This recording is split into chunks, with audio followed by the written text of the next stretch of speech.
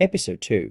Rules of a Fake Wife. They say the rich don't shout, but that first night, silence screamed louder than anything I had ever known. Before I even stepped into the mansion, the driver looked at me through the rearview mirror and said, "Madam, whatever you see in that house, pretend you didn't." I didn't understand what he meant.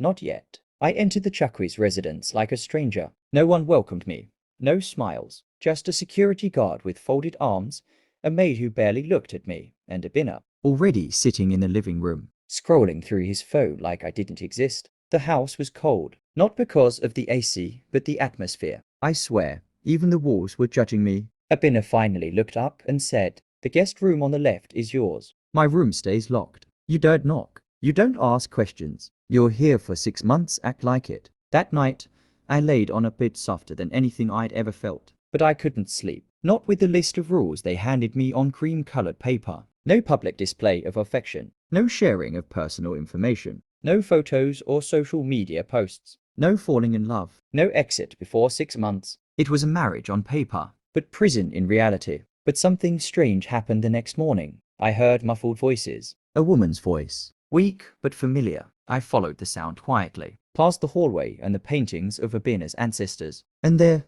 at the far end of the house, behind a glass door, I saw her, an older woman in a wheelchair, whispering, "Obi, this girl. She reminds me of your mother." Abina quickly shut the door before I could hear more. His face turned dark when he saw me standing there. "You were told not to wander. Don't test me, Amaka." His voice cut like a slap, but it was too late. I had seen something I wasn't supposed to. A woman who looked like his mother, the one everyone said had vanished. And that moment, that was when I knew. This contract wasn't just about money. There were secrets in this house. Secrets that could burn me alive if I stayed too long. But what I didn't know was, the most dangerous thing in that mansion wasn't the silence. It was Abina. End of episode 2. Suspense teaser for episode 3. Who is the woman in the wheelchair? Why is Abina protecting her? And what happens when Amaka breaks the contract's most important rule?